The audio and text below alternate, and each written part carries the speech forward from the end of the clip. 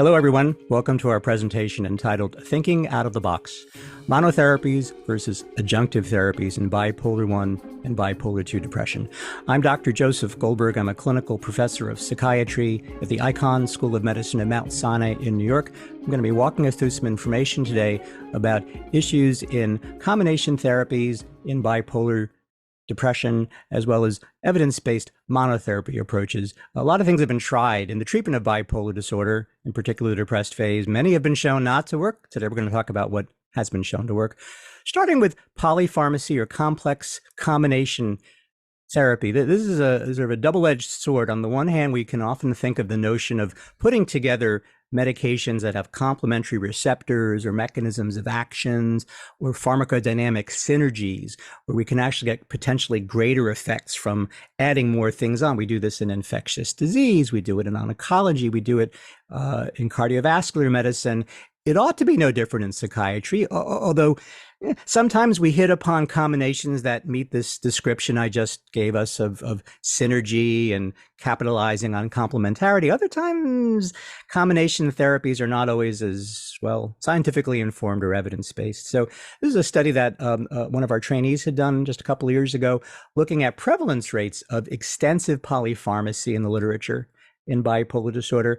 Dr. Kim and colleagues found about a third of people with bipolar disorder end up receiving 3 or more psychotropic medicines. In some proportion, take even more than that.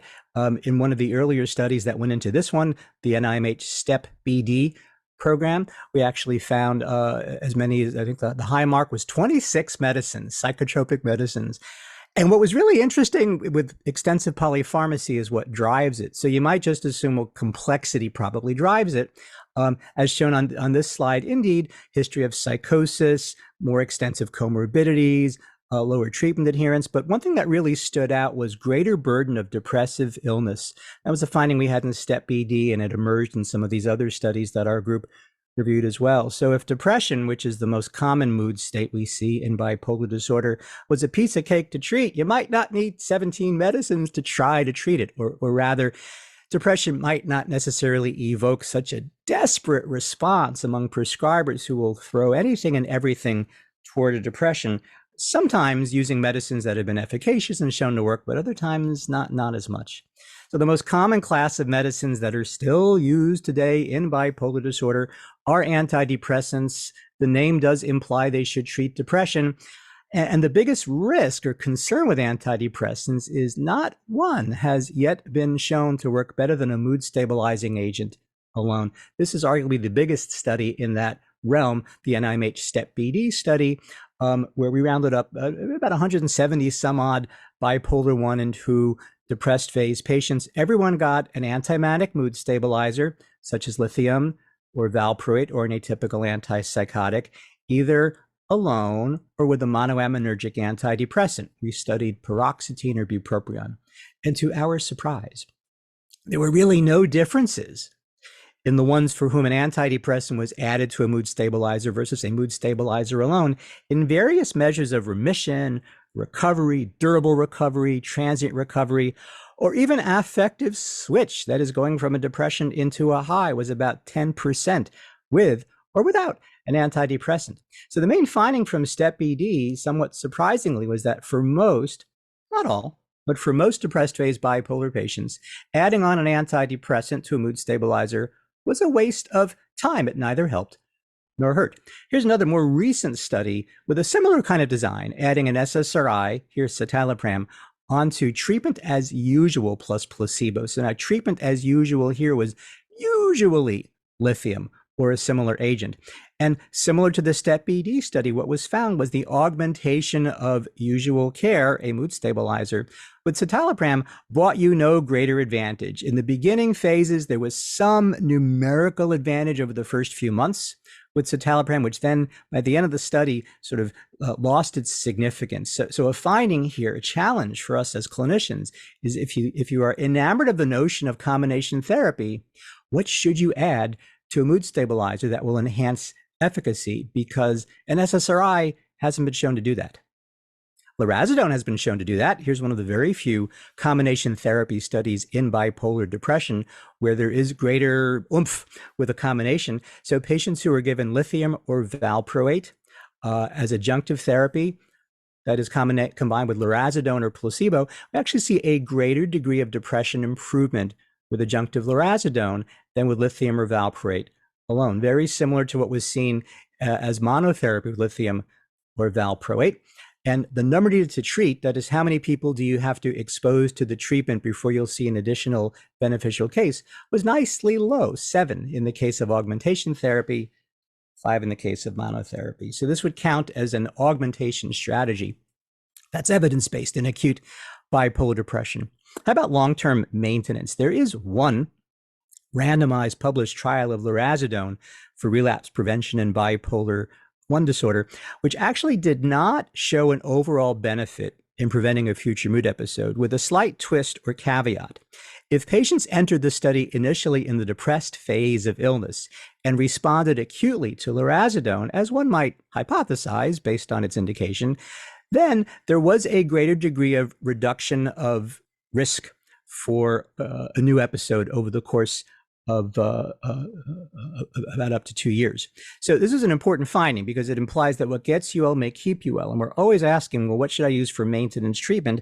The axiom, what gets you well keeps you well, is often something clinicians hold in mind. But here we have some post hoc data saying, well, if there's an initial acute response for depression, then there may be value in continuation therapy with lurasidone at a mean dose of about 50 milligrams a day.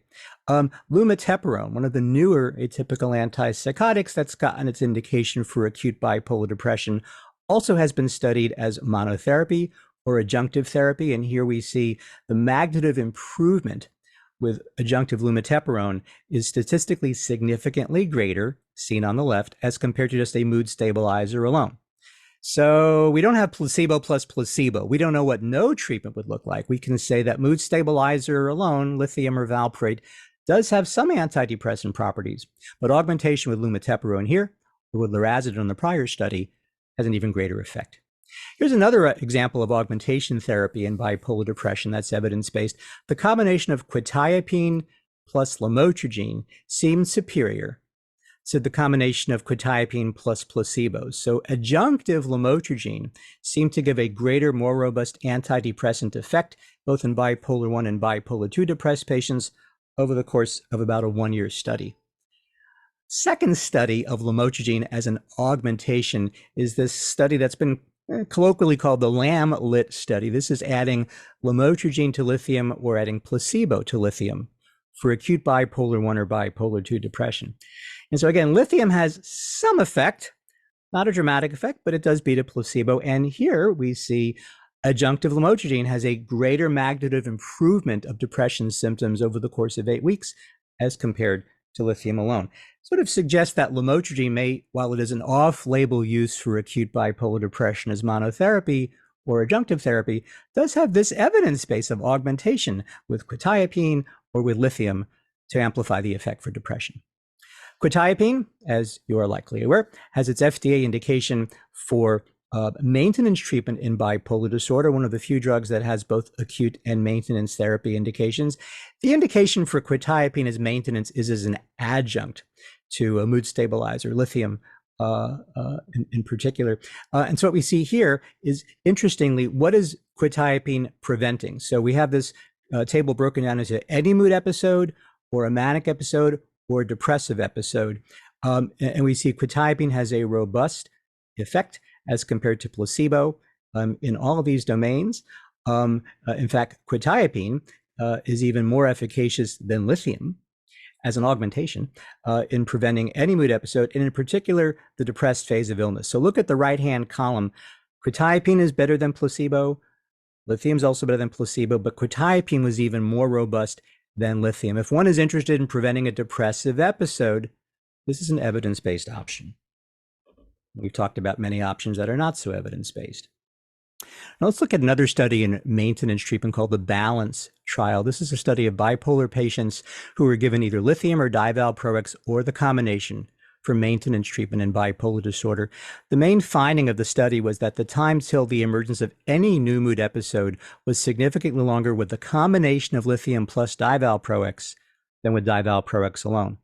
The combination was not better than lithium alone. So lithium, either as part of the mix or even by itself, may have particular value that divalproex monotherapy does not. If we look toward the bottom, lithium alone, divalproex alone, or the combination, and the likelihood of seeing a new mood episode of the depressed phase was actually highest with divalproex monotherapy and lower with lithium or with the combination. So once again, lithium may have some edge over divalproex, at least as monotherapy, and the combination may be in particular a more robust strategy to prevent depressed phases, as well as overall episodes in bipolar disorder.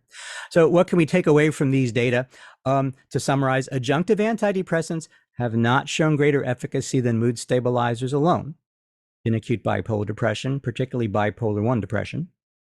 In bipolar depression, lurasidone or lumateperone plus lithium or divalproex shows an advantage over the mood stabilizer alone, lithium or valproate. And in the case of lamotrigine, augmentation to quetiapine or augmentation to lithium outperforms monotherapies of quetiapine or of lithium. That is the evidence base for augmentation treatment. Lastly, adjunctive quetiapine and adjunctive lurasidone, when the index phase of illness was depressed, may be an effective prophylactic strategy for bipolar depression, but again, much depends on acute responsivity. The past is not a guarantee of the future, but it's not a bad guide as we're following patients over time. So thank you for joining us today.